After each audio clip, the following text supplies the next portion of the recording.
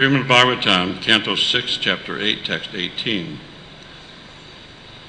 Danvantari Bhagavan Pritvya Advityat Danvad Bhayad Rasho Nirjita Atma Yagnascha Loka Vajan Janantad Paloganat Kroda Vasya Ahindraha Danvantari Bhagavan Prityadya Danvad Bhayad Risho Nirdandatma Gyanascha Loka Avijat Janatat Baloganat Krotya Vasya Athindra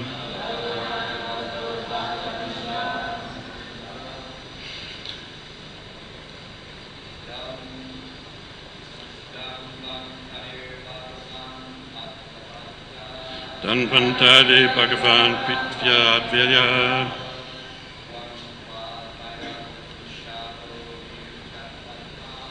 Danvad Bhayad Risho Atma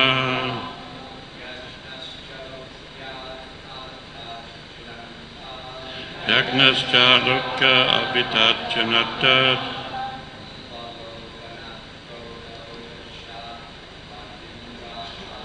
Aloganat Krodya Savad Ahindraha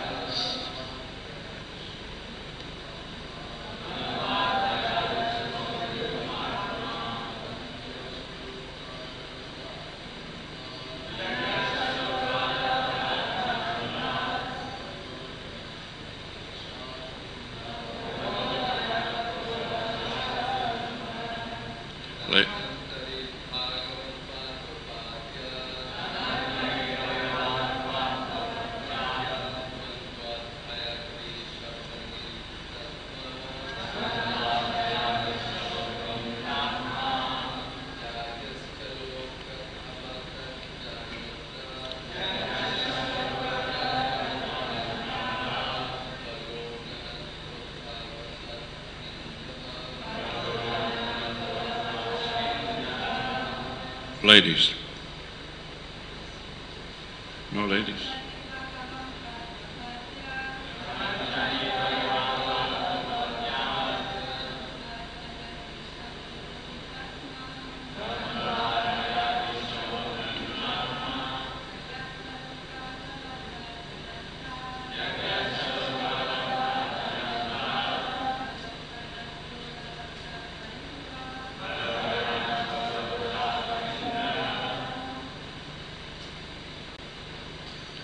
Danvantari, the incarnation Danvantari, the physician, Bhagavan, the Supreme Personality of Godhead, Patu, may protect me, Apatyat, from things injurious to the health, such as meat and intoxicants, Divanvat, from duality, Bhayat, from fear, Rishab, Lord Rishabdev, Nirjita, Atma, who fully control his mind and self, Yagna, Cha, and Kodat, from the defamation of the populace, Avatat, may he protect Jana Antat from dangerous positions created by other people. Balaha, Lord Balaram, Ganat, from the hordes of Krotavasat, the angry serpents. Hindraha, Lord Balaram, in the form of serpent Seshanaga. Translation, purport by the Divine Grace, Srila Prabhupada Ki Jai. May the Supreme Lord, Supreme Personality of Godhead, and his incarnation as Danvantari, Relieve me from undesirable edibles and protect me from physical illness. May Lord Rishabdev, who conquered his inner and outer senses, protect me from fear produced by the duality of heat and cold. May Yajna protect me from defamation and harm from the populace. And may Lord Balaram, as Sesha, protect me from envious serpents. Please repeat. May the Supreme Personality of Godhead and his incarnation as Dhanvantari relieve me from undesirable edibles and protect me from physical illness. May Lord Rishabdev, who conquered his inner and outer senses, protect me from fear produced by the duality of heat and cold. May Yajna protect me from defamation and harm from the populace. And may Lord Balaram, as Sesha, protect me from envious serpents. That's a lot of protection. Purport. To live within this material world, one must face many dangers, as described herein. For example, undesirable food poses a danger in health, and therefore one must give up such food. Dhanvantari incarnation can protect us in this regard. Since Lord Vishnu is the super soul of all living entities, if he likes, he can save us from abhibhutika, disturbances from other living entities. Lord Balaram is the Sesha incarnation, and therefore he can save us from angry serpents or envious persons who are always ready to attack. It's known that the highest rate of death in Bengal is from serpents. So we have to instruct everybody here about the protection they can have from that. It talks about many things here, and Bhagavatam class is like the answer for insomnia, so I'm going to try to adjust that. There are many points that we don't really look at too deeply, and I tried to go in a little research and find out about these personalities, Dhanvantari, a little more on Lord Balaram, and Sesha, Ananta Sesha. And so, about being protected from the untouchables, the edibles that are in fact in prominence throughout the entire world.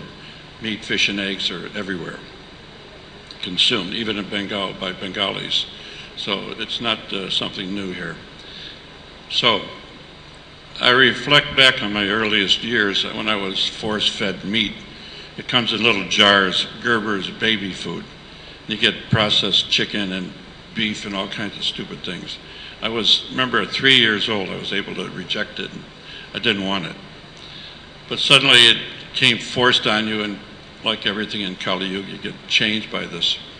So I think here in the Indians and Bengal, you don't have to, you never had to experience all that.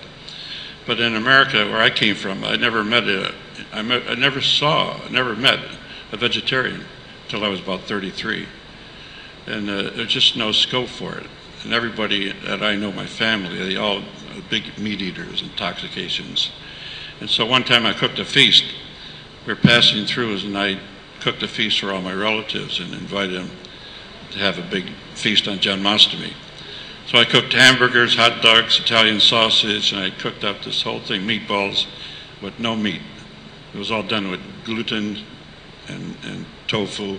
They got everything now. You go to supermarkets in America, you can get the facsimile of just about everything you can imagine, and it's not meat. So there's no excuse if you got that taste bud in your head. So after the whole feast, I said, you just had a karma-free meal. I knew there was something different. There's something wrong here. So they didn't want. They enjoyed the meal, but the karma. Oh no, we don't want to be part of that. In any case, they never asked me, not even one question, except one day, I was sitting with these people, relatives and friends, and they asked, why you don't eat meat? Alfred, that was my name. And so I said, well, I don't eat things with eyes and things that are alive. You know, it can talk back to you. And the burnt flesh is not on my diet. And so, okay, that's enough. We don't want to hear anymore. So, unfortunately, the material world is consumed by all these religious activities.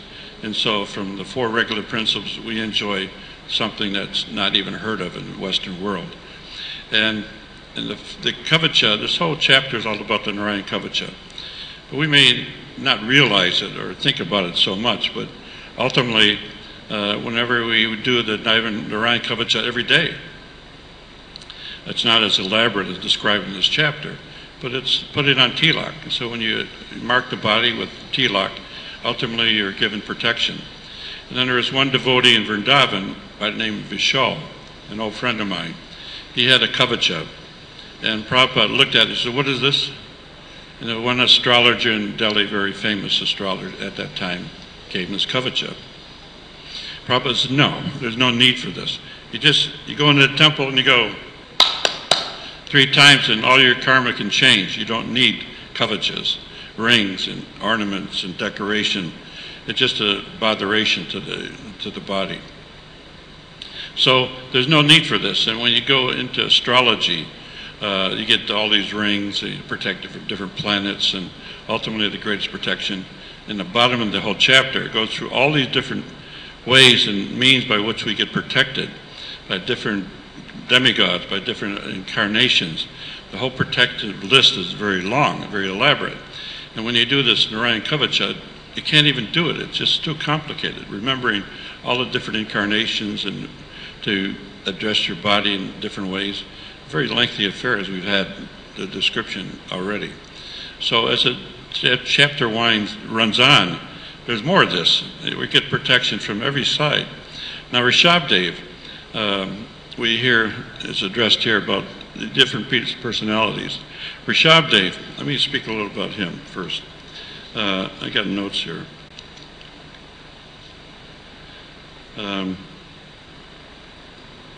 Well, first Dhanvantari.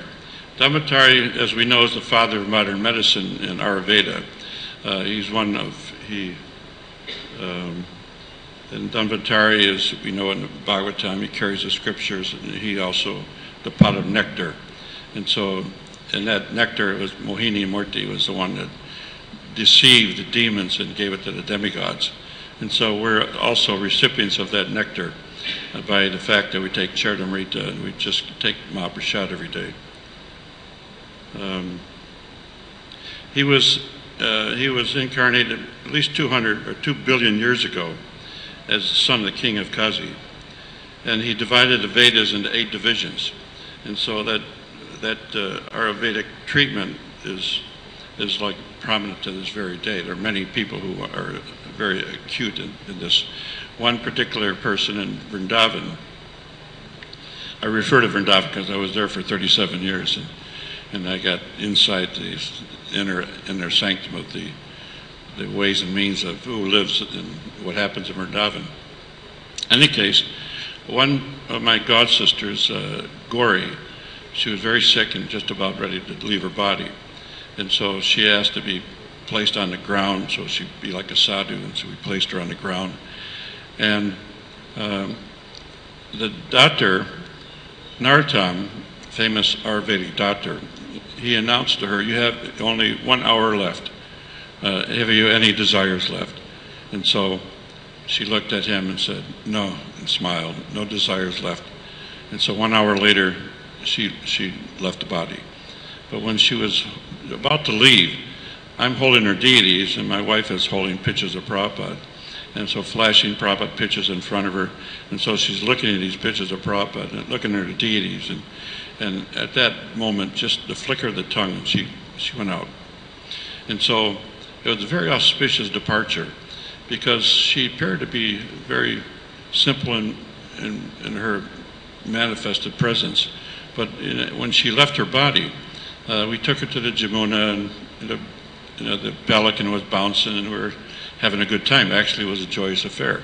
She actually got liberated. And so we put the body in the water, myself and the president. And so then we put her on a pyre, and the funeral pyre started, and the fire consumed her body. But halfway through it, we were walking away, going back to the temple along the Jamuna, and this dust storm blew up. And this dust storm was so thick you couldn't see a foot in front of your face. Heavy, heavy blast of sand blasting when the wind had blown sand. And so it was her answer to, the kind of person whatever spirit she was taking on, whatever body she got next, was pretty heavy, because she was like a heavy sadhu in disguise. So all these years in Vrindavan, many different personalities came and left, like Hiraganagami just left. But to leave in the Dham is so auspicious, and every time I saw a person leave, it happened to be an exciting moment, that the person always has a smile on his face. Radhapi, Radhakund, so many old friends, they all died with that very peaceful, very solemn, sweet look on their face. And so that's the graduation exercise we all have to look forward to, that at some point we all disappear. But if we can disappear with a smile on our face, actually there's a benediction awaiting us. And Prabhupada's got that key to the back door. So we just follow the regular principles, chant our rounds, and ultimately we go to that back door. So there's no question or problem about where we end up in the next life. So as Dhanvantari continues, there's a very wonderful mantra that protects us from all illnesses and diseases, the short one. Please repeat. Om Dhanvantari Namaha. That's it. We're protected. Now we don't have to worry anymore. You can go about your day fully protected and at ease. Now Rishabhdev, he was also called the founder of Jainism. Now we know Jainism are these guys that walk around naked with covering their mouth. They don't want any insects to go in their mouth.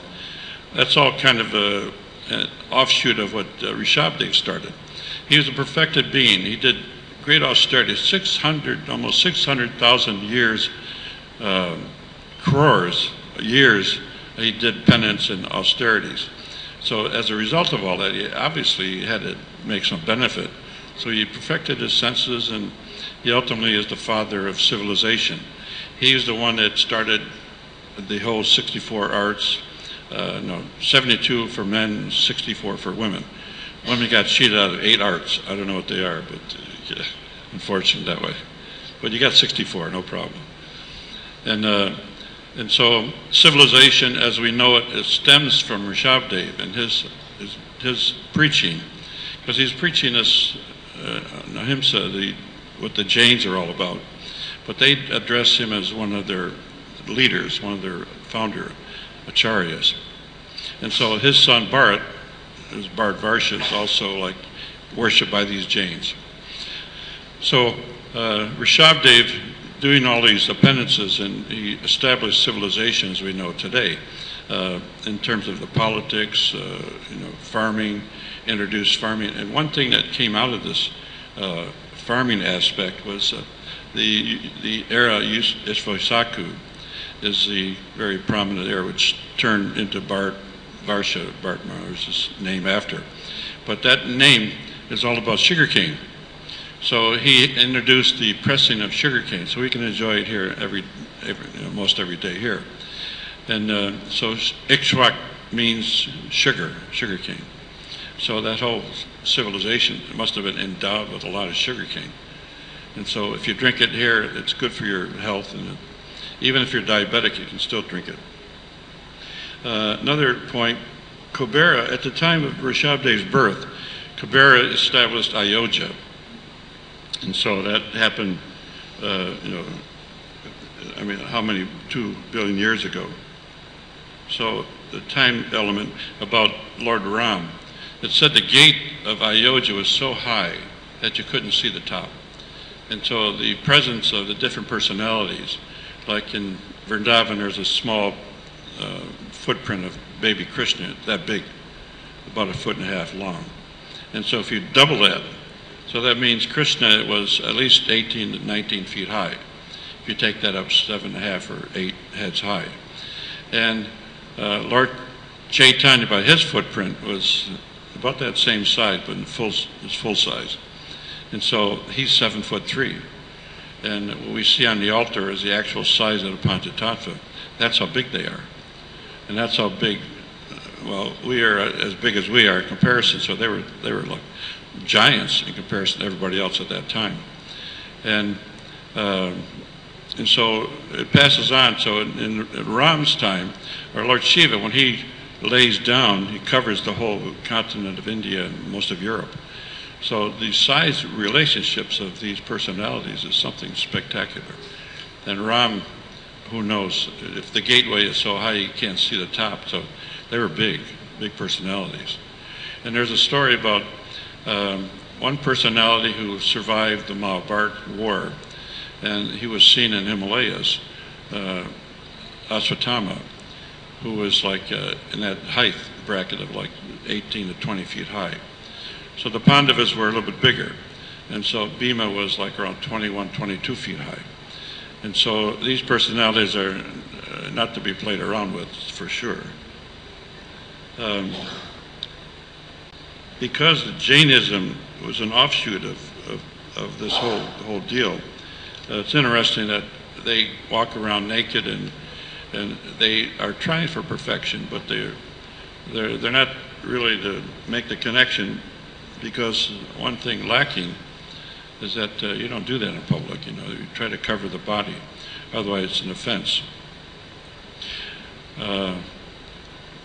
There's stories about that. People who are rejecting morals and they want to walk around naked, ultimately they get a benediction to stay naked for thousands of years as trees. And so if you want to liberate these impersonalists and Mayavadis, like one of our godbrothers was doing that in New Vrindavan, chopping down trees, liberating the Mayavadis. But that's not the answer. So they do harm to, at least they do harm to no living entity, these Jains. And they cover themselves so they don't hurt any insects. So that's something to be emanated, that we don't kill unrestrictedly. And like in Nepal, I mean, I was just reading the story that I don't know how many hundreds of thousands of buffaloes were slaughtered just before that earthquake hit. So you put it together, it makes sense that there's a reaction coming. And so reactions are pretty heavy, you know, when it shook the whole country, and we heard it, felt it here also. So a simple lifestyle, living very peacefully and follow the regular principles, ultimately the chant of the Maha Mantra takes care of all these kavachas and all the protections that we look for from different deities, different acharyas. Sesha, now that's Lord Balaram, of course, we know. And and Nityananda. And so he's holding up the universe with his hoods. He never gets tired. But the background on that, he was doing penance. So Sesha was, he was benedicted. Let me read it here. When Sesha uncoils, that begins creation. When he recoils his hoods, then that's actually the end of the universe. It stops at that time. Now there are a couple more. There's the incarnations that go on after Lord Balaram, Lakshman, and Nityananda, and Ramanuja is a partial incarnation, Manavala, and Patanjali. Each of these are partial incarnations of Sesha. He was the eldest of 1,000 snakes born of Kashyap in Kadru, and the brother is Garuda. Did you know that? And so Sesha and his younger brother Vasuki were king of the snakes, and ultimately we're doing right now at TLVP, we're making deities or big, huge, they're going to be like 10-foot high demigods surrounding Lord Nrsingadev around the dome. And so in between, right next to Garuda is a whole collection of snakes. They're his brothers, but I don't know what happened here, because they became very envious. The snakes that were from that period became envious, and he disinherited his whole family line. And so he became himself, and that later Garuda took that position. He separated from his brothers. Also, the Garuda and all these snakes are born from the daughters of Daksha.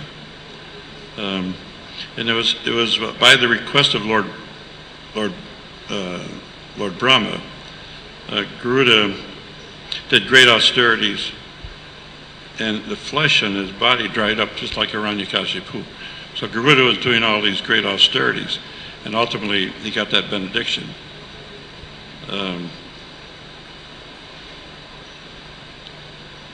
He has to be able to control his mind. And then, oh wait a minute, that's not Garuda, it's Sesha. So he lives in Patala. He's a younger brother of Vasuki. He used Mandara as Kurma's shell for churning. In any case, so, but the city of Tirundanath is a city of Lord Ananta. So Sankarshan, he's still being worshipped there. It's a city of Sankarshan. And so he's the one that was like told by Lord Brahma after all these austerities to after wanting to control it. That was all he wanted, just control his mind. To hold up the earth the universe is not stable, so he's a stabilizing factor.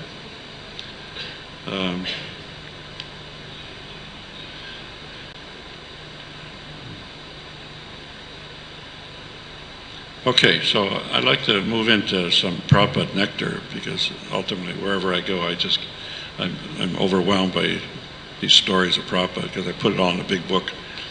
One of the most amazing stories of Prabhupada is what I saw myself. We were coming on a morning walk with Prabhupada, and we were a little late, so the party was already walking. They were proceeding along the coast. In Los Angeles, there's a park, and so and on that park, just above the water, so Venice Beach, and so Prabhupada is walking in advance of the whole party. The party's behind him, so he's walking so fast. Everybody is kind of half running to catch up with him, and so when I looked, I saw Prabhupada wasn't touching the ground. His feet were moving. He was actually walking, but actually he wasn't touching the ground. And I looked around and nobody else saw it. I don't know why, but I saw it very clearly. And on the beach in Bombay, there were many guys who were following Prabhupada's footprints, but there'd be time when there were no footprints in the sand. And one animal was crawling just under Prabhupada's feet. And so they were going to try to tell Prabhupada, the devotee wanted to tell Prabhupada there's something underneath the feet. But he looked at and that animal crawled by. I don't know what it was. Big something. And so anyway, he didn't leave any footprint there. So he stepped across without touching that living entity. And so Prabhupada had many features that were absolutely outstanding. And one of the moments, that very amazing story that takes place in Atlanta. So Prabhupada he's worshiping his picture of his Guru Maharaj, Srila Bhaktisiddhanta's appearance day. So he's making the offering by a conch shell full of water. And so he asked the next person next to him was Rupanuga, his bowl. He's offering the water, he'll put it in a bowl. So he asked her again, bowl. And everybody started jumping up and down, Haribo. So maybe I told that story before. And Prabhupada just shook his head, Malachas, Yavanas, what can you do? And so then he had a conch shell, he had to blow the conch shell. And so it was a very small little conch shell that nobody could blow it. By mistake, they put it on the stand instead of the big one. And so Prabhupada picked up that, and everybody was looking, especially this friend of mine, Radhikun. He says, now this personality, whoever he may be, he was a brand new devotee, he'll never blow that conch shell. So, ball, 3 times perfectly. And then he took the water that was not given in a bowl. He took the water and he threw it. And it went from here to the camera. And it went directly into a tulsi pot without spilling a drop in between. Then he gets up on the Vyasasana. He's playing Mridanga. Bum, bum, bum, bum, bum, bum, bum. And he tuned it just by playing it. So 3 miracles in a flash, within a couple of minutes. And so Prabhupada was like that. I sat next to his profile. I mean, he was giving a class. I sat by his right side. And I was told to make the first murti of Prabhupada. And so I was looking at Prabhupada, and I was making a drawing. Now, I'm an old-time portrait artist, so I used to do these pretty quick. And so I looked up at Prabhupada, and I start the drawing. I look up again, there's a different person sitting there. His face changed, his eyes, the color, the shape, texture, everything completely changed, like a kaleidoscope. If you know what a kaleidoscope is, that you turn it and it changes colors and shapes, and Prabhupada's face was like that. And so I kept trying to draw, and every time I looked up, it was a different person sitting there. And so finally I gave up, and the second day I tried again, it was worse. So then Prabhupada looked over at me and smiled, and you can't capture a spiritual master, don't even try. That was the message that came through. And it was like Prabhupada, I was told, I was a brand new devotee, and I was told Prabhupada knew ESP. You know what ESP is? Extrasensory perception. It means you can communicate thought without words. And, you know, some people can do that. But Prabhupada could do it very well. He knew exactly what your mind had in it, and he knew exactly what a question was going to come out of it before the question was even asked. So he had the answer ready, just as the mind was formulating these questions. Like Rameshwar, he had a wonderful, I mean, we owe him great thanks for what he did. He offered so much information that he extracted out of Prabhupada. He had so many questions. Everybody else is kind of toying with Prabhupada and appeasing him. Yes, Srila Prabhupada, yes, you're the greatest. But Rameshwar was asking a whole barrage of questions, one after another. He had it all organized. And on one morning walk that I was on, he asked Prabhupada about the difference between sleep and dream state. And so Prabhupada says, the seer is the same. Now when he said that, it was so mysterious. The seer is the same between a day and a night. It means that we're dreaming at night, and those dreams seem very real. You know, like he said, the tiger approaches, it's going to be like a threat. So some people are threatened a lot in their dreams, and I happen to have wonderful dreams. But in any case, Prabhupada said, what's the difference? The seer is the same. What does that mean? That means that we dream longer during the day. It's a dream. This whole thing is a dream. It's an illusion, it's temporary, but actually it's a dream. And a dream state can change just like that, you know, in a minute, as soon as we're self-realized. And so Prabhupada to have that in his capacity, that exceed past, present, and future, and it's just a flash.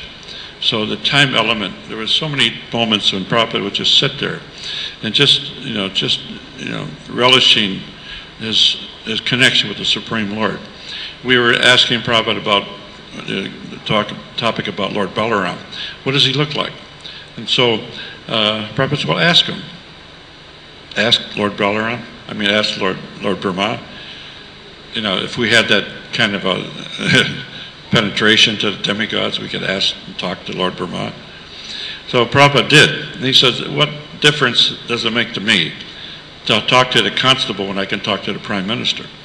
He's talking to Krishna directly. So what does he need with the Lord Brahma, Indra? So when these kirtans happened, it happened in L.A. One uproarious kirtan took place. And Prabhupada was like, he's just making this thing go higher and higher and higher. And standing up and just pushing this thing right through the limit of it broke through the ceiling. There was no more ceiling. There was no more L.A. temple. It was the spiritual world. And so then later, as this thing, uproarious kirtan just developed and went on and exploded. It was just like everybody was just like floating off the ground. It was like in slow motion, everybody just, just moving and just in synchronized fashion. Like here I see it, it's so nice to see. There's the brahmacharis, what they call the Bhakta program. They all dance in a choreography. It's so nice to see that. And the women also in the dancing and the choreography. So when this thing ended, Prabhupada talked about it. He says, well, do you know who came? Who was present and why? This was such a wonderful kirtan. Lord Brahma, Lord Shiva, Lord Indra, Narada Muni, they all came. They all were laughing. Why were they laughing, Srila Prabhupada? Because they were laughing because of the Yavanas and he didn't say demons, but actually it meant like that. That they were all dancing because of you, dancing and chanting. They couldn't believe it. Yavanas and Malechas dancing and chanting like this. It was delightful. They loved it. And so they came on numerous occasions. One time, Narada Muni is a spaceman, and so he came to the, Prabhupada was talking at Conway Hall in London, and it's mentioned that, I think, Makanlal, before Maharaj now, there was a moment when Prabhupada's talking and he's preaching out to an empty audience. There's nobody out there, just a few devotees sitting. So after he said, Prabhupada, we're sorry that we didn't announce it properly. We did, we tried, but nobody came. So what do you mean nobody came? Narada Muni was sitting there. You didn't see him with his suit and tie and a derby hat and his umbrella. He came as an Englishman, dressed up just like an Englishman. And so he would do that. Narada Muni likes to play games, so he likes to put on the disguise of whatever he may be impersonating. So you never know. In Vrindavan, it was always, and here also, you don't know who's walking down the street, who you're talking to, who you might be passing. Temple, and might be dancing and chanting and just completely absorbed. It might be somebody special. You don't know. And so, because you don't know, you give respect to everybody. And so that respect just passes around, and that respect returns. There's a wonderful story related to this, that there was a sadhu and this a monk there was a monk and a rabbi. They may have heard this story. It's an old story, very powerful story, that they were combining thoughts. So the monk and the rabbi were just thinking that there's no new converts. Our monastery and our temples are drying up. So we need to have some vigor, something that can, process this energy and get something happening again. Otherwise, we're going to die of extinction. You're going to die out, dry up. So the rabbi said to the monk, well, I don't know about us, but I think within your group, there's Messiah, a Messiah. Well, the monk thought about that. He thought, well, who is that Messiah? Is it Brother John or Brother Paul? Because they're all brothers, the brotherhood. And so that person started thinking like that, and he started cooking, and his cooking turned into prasadam some way or other. And so ultimately he's affecting the whole monastery. The monastery became very famous and prolific because of all the love and the association took place amongst all the God brothers, real brothers, the brotherhood. And so this is not different than what we have. There's such a wonderful display here that, the love and the affection for the deities and how they're so well maintained and they're dressed so beautifully. And then the energy here in Mayapur and, of course, in Vrindavan is the same idea, that it becomes famous and ultimately it spreads across the entire world. And the glories of Mayapur will spread even faster because of the TOVP going up. I just happened to come here to be involved with that, and we're working out on the line of the Acharyas and on that whole series.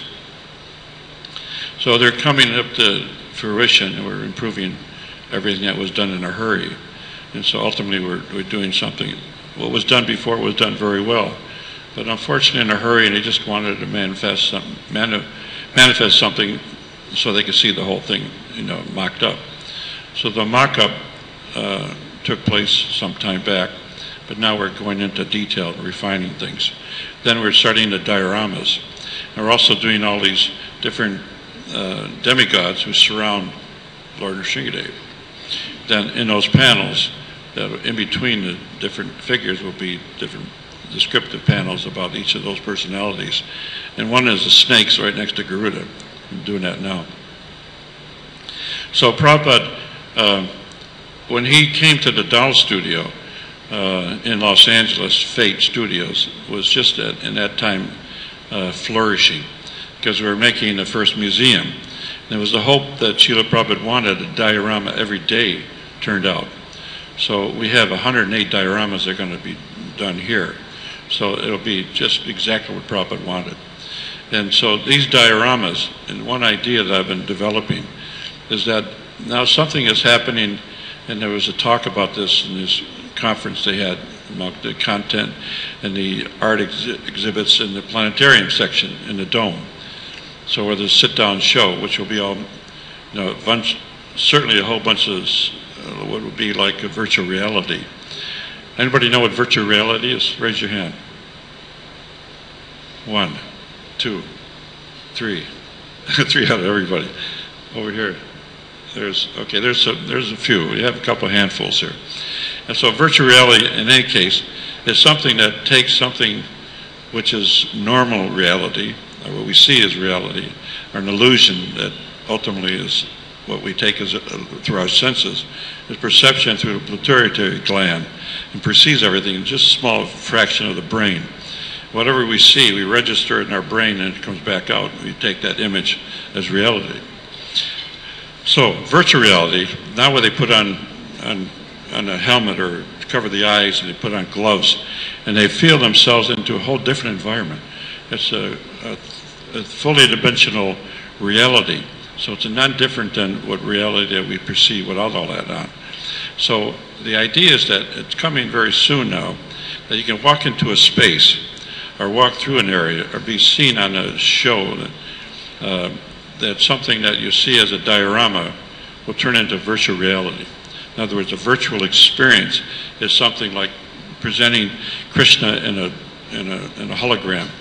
And you can do it now. You can hologram images up to a full-size figure. And one figure they did as a show, as a sample, one very famous singer was on stage singing. She got on stage and she sang. There was a whole big troupe of dancers all around her, dancing and combined with her. Then suddenly she disappeared. She was a hologram, seen in 5 different cities. So that can be done. That technology is old already. And so virtual reality and virtual experience is something new coming on. And they're not totally perfected yet, but ultimately it's coming very soon. So that'll be employed.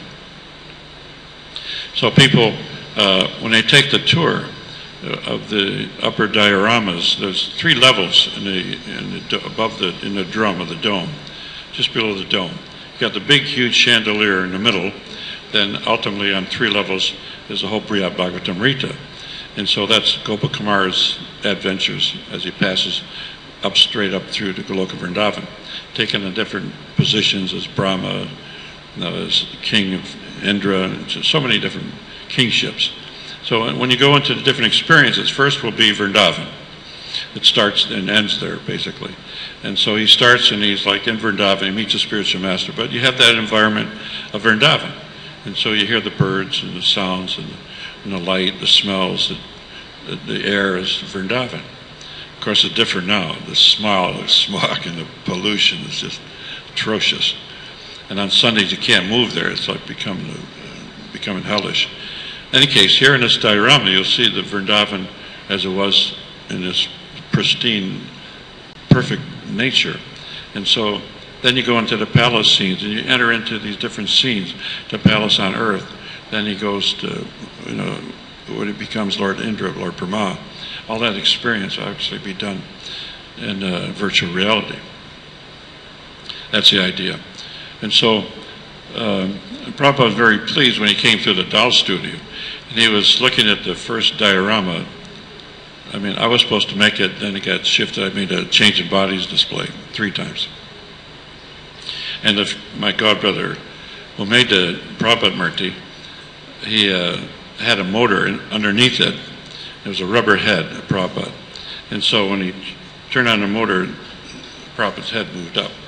So Prabhupada's looking at this, and he's looking at himself, a younger version, in a Murti form. And so he turns the switch, and Prabhupada looked up. There's this big smile on Prabhupada's face. He just illuminated, just lit up the whole space. That picture is very famous.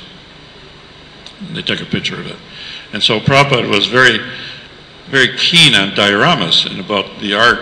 And this all goes back to, basically Rishabdev, the king of the civilization, the beginning of the arts.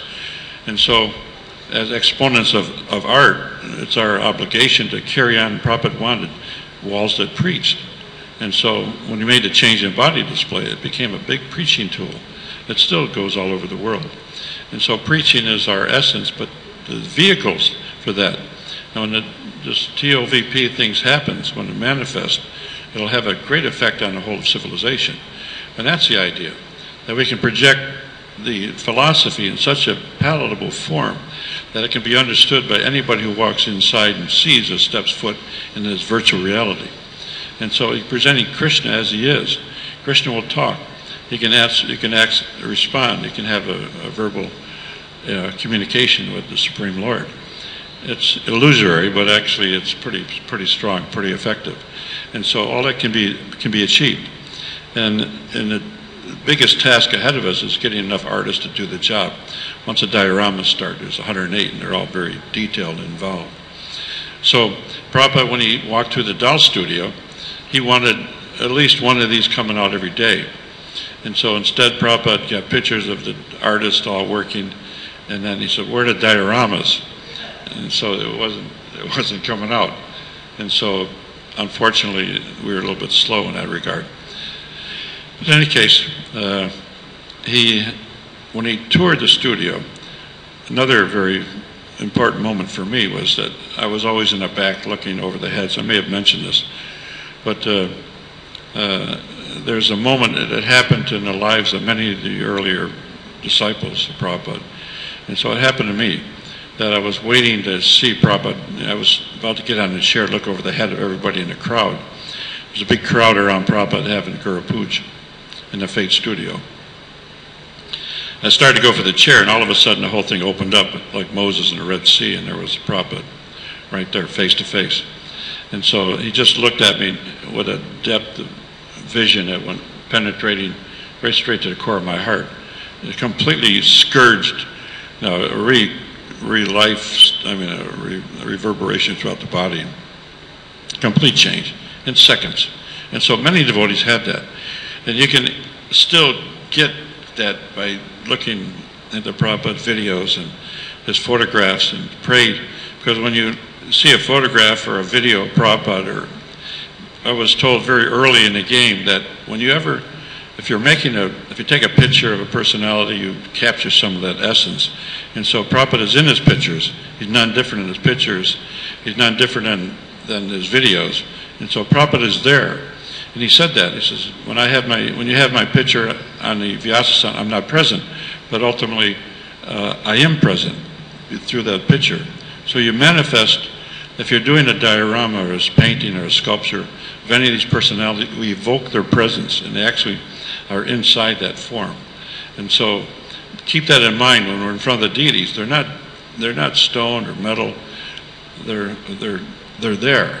I mean, I experienced in Vrindavan 37 years worshiping Lord Shyamasunder and Radharani. Ultimately, it was a wonderful experience, and there was never a time when I didn't think they were actually there. There's so much presence, and all the deities anywhere are fully present, but ultimately more so because Prabhupada installed those deities. And so here also, I mentioned once I painted the first time Radha Madhava. And so the whole vision opened up about the whole scope of the whole wonderful Mayapur city development. And it's happened. It's already taken place. So I'm going to end there. We run out of time. But I got many stories next time. Any questions or suggestions? Hare Krishna. Thank you, Prabhuji. Prabhuji, I wanted to know that Prabhupada ever mentioned his eternal form, Swarupa, his relation with Krishna. Say it again. Prabhupada ever mentioned to you about his eternal form, eternal relation with Krishna, his Swarupa, eternal Swarupa? I don't understand. Say it again one more time. About Prabhupada, very simple. like Bhaktisiddhanta das Maharaj, he is a Nan Mani Manjari in the spiritual world. Sure, Bhaktisiddhanta. Yeah. In similar way, Prabhupada ever explained his Swarupa? Well, everything Prabhupada did is just emanation of what he got from the spiritual master, and that's the story that we're told.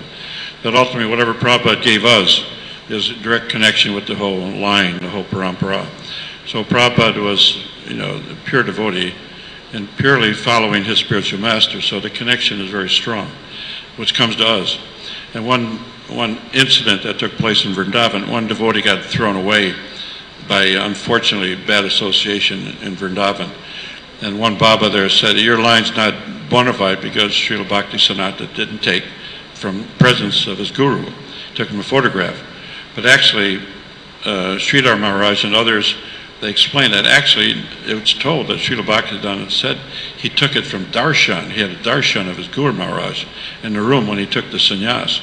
He gave it to him, sannyas gave him directly from his spiritual master. It wasn't just a photograph, it was a direct darshan that he got it from. So our line is perfect, and if that's what you're asking, the line is perfect all the way back to Krishna, no question. Did that answer that? There's another question back there.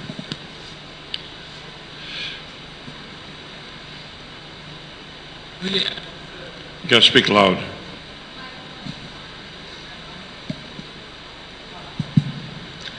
Yeah. As Srila Prabhupada is present in his deity form, is as you mentioned, is the video also similar? Like, should we look at video also on a similar platform as a deity? Well, I'm making a deity Prabhupada right now for the temple, and I can tell you already he's there. He's not even half finished, but he's already present. And so the presence of, I've made hundreds and hundreds of Prabhupada murtis, and they're all over the world. And each one tells a story that when Prabhupada arrives at a temple in Russia, in Europe, wherever he went, on the way, he's sitting there, he's sitting, they ask, because sometimes on the train in India, they took Prabhupada to different places, to go south, to go wherever he was installed. And so he's sitting there, on the berth, and they keep asking, when's Maharaj going to speak? So they're taking darshan, and they actually think that he's there, and he is there. And so, but that's the whole idea of worshiping Prabhupada in a deity form, that those murtis are actually a representation of Prabhupada, and he's there. No question about it. When we do Guru Puja every morning, you can feel it. You can feel the energy. Prabhupada is sitting there. And so you're taking whatever you offer Prabhupada. When this Lord Nrsimhadev appearance happened, and I was outside and I heard a voice, come on in. And so I went in, and I had grains in my hand, and Lord Nrsimhadev was asking for the grains. I didn't want to do it. I thought, this is not worthy, and I threw the grains. But anyway, the deities will speak to you. Maybe not very loud, but if you're sensitive, you got, Paramatma in the heart, so you're listening. And actually, if you're sensitive, because what that is, that's conscience. So there's many stories about what our conscience tells us to do right or wrong. That's Paramatma. That's super soul directing our wanderings. And so, be it or may as you think, but actually it's there. We're guided from inside and from outside by Guru. Anybody else? We got still another couple minutes if you. Srila Prabhupada ki jai, go Pramandi. Hari Hari Bol.